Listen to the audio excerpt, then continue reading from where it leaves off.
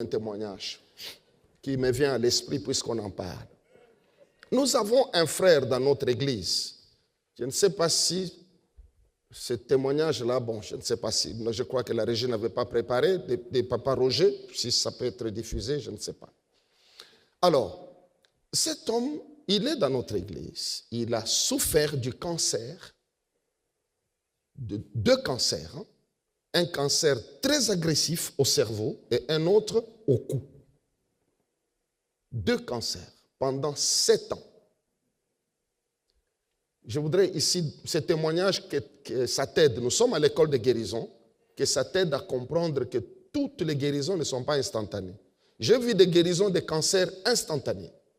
J'en ai vu, instantanés. Mais là, c'est un membre de mon église. 7 ans.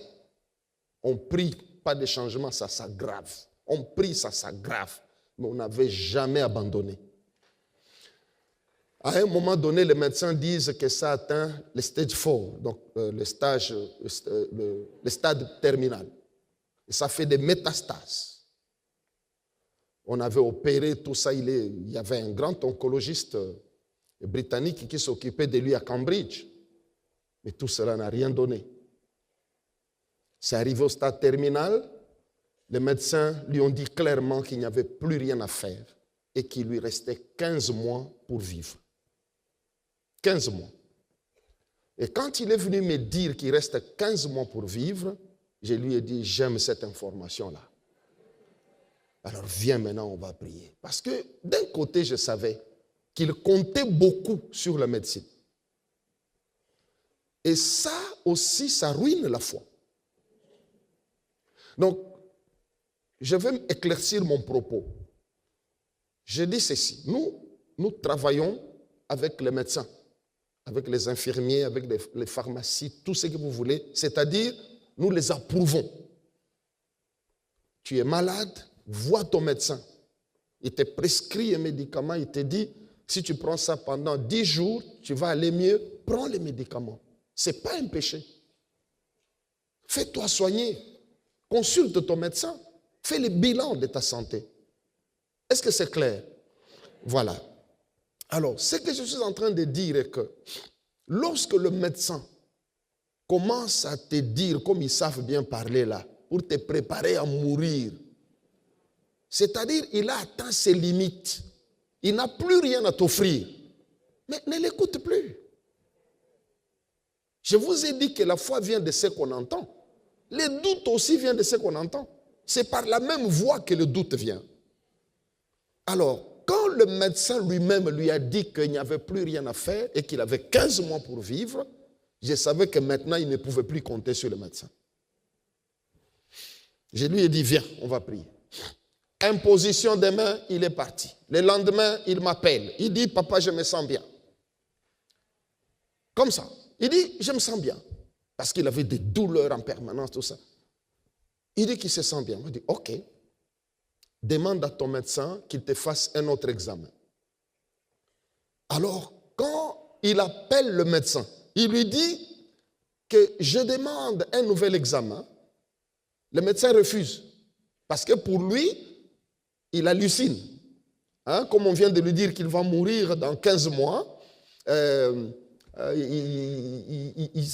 ça lui prend un peu la tête. Le médecin a refusé. Mais le frère se sentait de mieux en mieux. Un mois après, il appelle encore pour un examen. Ils ont refusé. Il est resté avec nous. Il se sentait bien. Il venait à l'église. Il faisait tout ce qu'il avait à faire. Les médecins ont attendu 15 mois. Il n'est pas mort. Ils ont commencé à jouer aux prolongations. 2 mois, 3 mois, 4, 5, 6. Ah! Maintenant, c'est eux-mêmes qui le font venir. Il arrive, on fait l'examen, le médecin regarde les résultats, il lui dit, j'ai les résultats de ton examen, mais je ne te les donne pas. Tu dois revenir. Il est parti, il est revenu 1 mois après. On fait encore l'examen. Il dit, j'ai les résultats, mais je ne te les donne pas. Tu reviens encore. La 3e fois, il trouve tout un chapelet de cancérologues, tout ce que vous voulez. Ils étaient là. Ils ont dit, Monsieur Roger, nous ne savons pas ce qui s'est passé. Mais il n'y a même pas de traces que tu avais un cancer.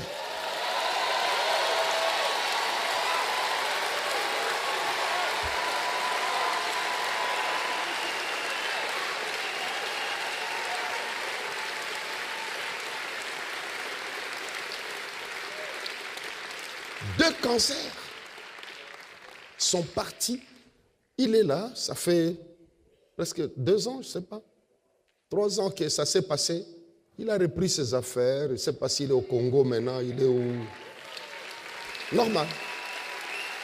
Si Dieu le permet, un jour on l'amènera ici. Parce que ce n'est pas Lazare de Béthanie. Lazare est déjà, voilà, je crois que c'est des photos du frère quand il avait encore le cancer. Vous voyez un peu comment c'était gonflé là. Alors, il pourra venir ici faire son témoignage. Parce que c'est important d'écouter ces genre de personnes. Quand on vous dit Lazare, tu dis, ça, c'est l'époque de Jésus. Mais Jésus opère encore aujourd'hui. Il guérit aujourd'hui.